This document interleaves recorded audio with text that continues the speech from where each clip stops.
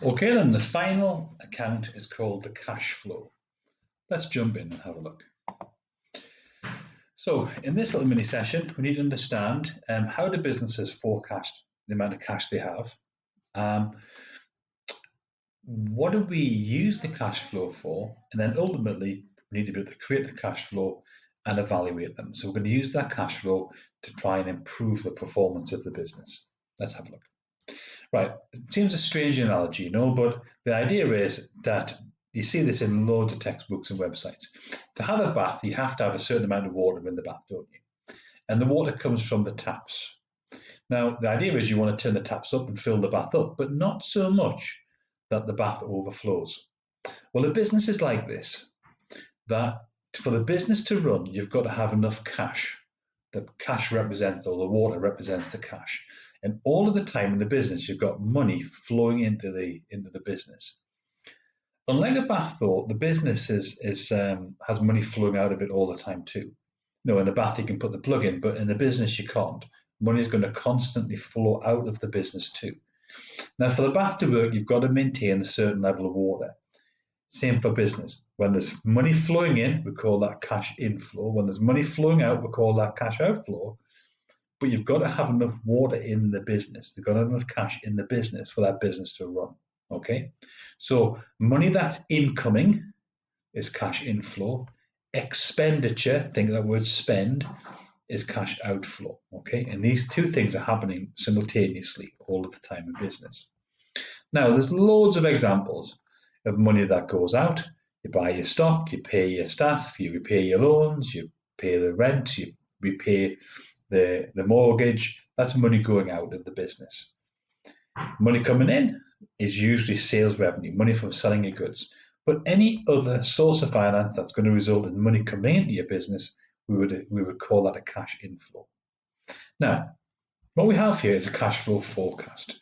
Let's imagine it's not 2021 anymore, it's 2024. And this is my new business and I'm going to open it next April.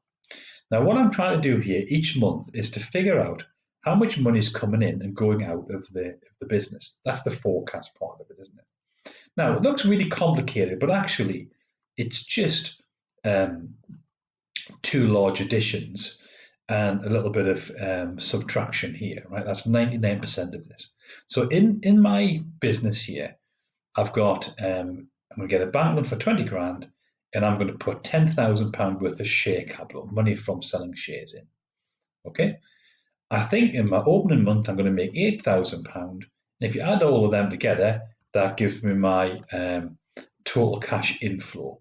So I've got 8 grand coming in, I hope, in the first month. Now, after the first month, I'm hoping that my sales are going to keep increasing and that looks great. Okay. Something appears to be happening in January though. Maybe I'm a seasonal business, I'm not sure, but something happens that sales build up till Christmas and then they seem to cool off after Christmas for a little while. Okay, but basically we're adding up all the money coming out of the cash inflows. Now what I now do each month, I list all of the costs that go out and I add them up. They're my cash outflows, right? Expenditure. So in my first month, I'm going to have to spend just over 35,000 because I've got to kit the whole place out and redecorate it and make sure it's ready to open. But once I've done that, I don't need to do that again, and my costs become much more regular amounts. Now, over time, you can see the costs are creeping up a little bit, but not so much. They kind of level out, even though my sales are rising. So that's pretty good. So I'm just adding them up, aren't I? Right, net cash flow. This is simply the difference between the money coming in 1 month and the money going out 1 month. So in April, I think I'm going to have £38,000 coming in, and I think I'm going to have 35,100 going out. That leaves me up by £2,900 cash in April. In May, I think I'm going to have 10 grand coming in, but I think I'm going to have 9,750 going out. I think I'm going to be another £250 up in April. So straight away, then I'm going to be, it looks to me like I've done about 80% of this already. So the final bit then is I've got to do my opening and my closing balances. Where am I at the beginning of the month? where I'm at the end of the month. Okay, so at the beginning of April, I don't think I'll have any money in the bank. But during April, 38 comes in, 35, 100 goes out. I'm up £2,900. So at the end of April, I think I'm going to have £2,900 in the bank. Now, at the beginning of May, I must still have £2,900 in the bank. And during May, I think I'm going to get another £250. So I started with 2,900, 250 comes in. That takes me up to, at the end of May, 3,150. So I go to bed, I wake up, it's now June. I still have £3,150 in the bank. June's a really good month. 2,250 comes in, or net, I should say. 3,150 at 2,250, and again, I end up with June having £5,400, and then the cycle just continues. Okay. So what do we have there? Additions, subtractions, and that's as complicated as the maths get. Once you've done it a couple of times, you start to get really confident with it. Now, what the exam might do though is just get you to analyze it. So let's have a look at this scenario. How is the business doing? What's causing the problems? And what will happen if we don't solve it? Okay, so let's have a look at the closing balance. Things seem okay for a while. Something starts to go rapidly wrong in November, and it gets worse and worse and worse and worse and worse. Okay, so it's doing really badly. What's causing the problem? So let's have a look. What's happening each month? Well, each month it starts off okay, it starts getting a bit better, and then all of a sudden, from September, and then really in October onwards, things start becoming really bad each month. Okay, well, why? Okay, well, we look here, don't we? We see now that in the first part of the month, sales are increasing, everything seems to be going well. They dip in September and then they really drop in a pretty scary way in the winter months. Okay, well, maybe this business is a seasonal business. Maybe you sell ice cream or something like that, and you make lots of money in the summer. In the winter, you make very little at all. So there's a big cause of the problem. But there's other things too. You know, you look and you think, well, why is the business still buying so much stock? You know, stock only gone down by £5,000 when their sales have halved. Why are they still buying so much stock? What are they doing with all this stock? Are they throwing it away? Are they having to drop the price of it? What's going on?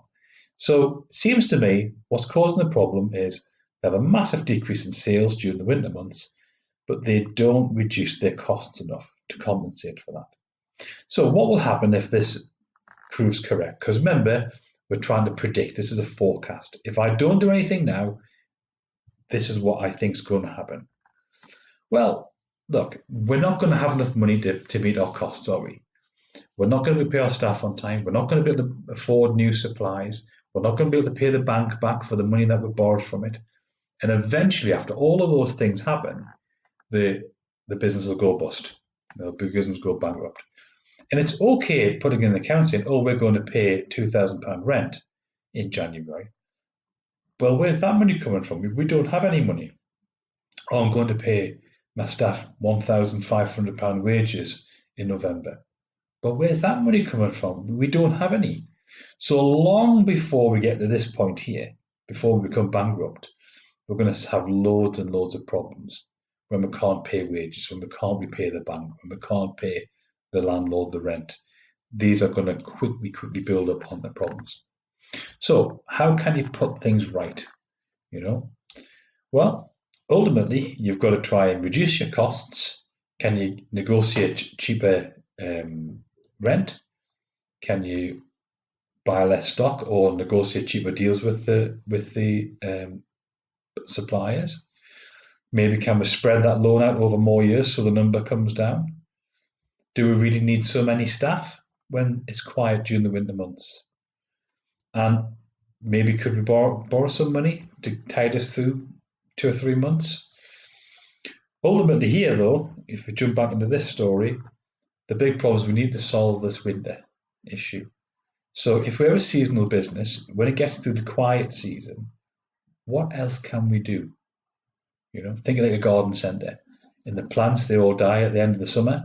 Garden centres don't close. They start selling Christmas decorations, don't they? They have cafes and shops inside that they sell indoors things until next year when the buds begin to grow again and they start being able to sell their plants. So the idea here is that by looking ahead and planning ahead, we can try to fix things before they go wrong. And that's it. It's giving yourself the best possible chance to put things right by spotting problems in advance. Remember though, the further we look out in the future, the less likely we're going to be to be accurate. And sometimes some of these figures are outside our control. We might not know if the gas and electricity costs go up. We might not know if there's unexpected costs or the landlord decides to put the rent up. We don't have control over that. Remember also that with the best will in the world, some of these numbers are forecasts, they're predictions. And if our predictions are wrong, then it's going to be wrong. Okay, and that draws the finance topic to an end.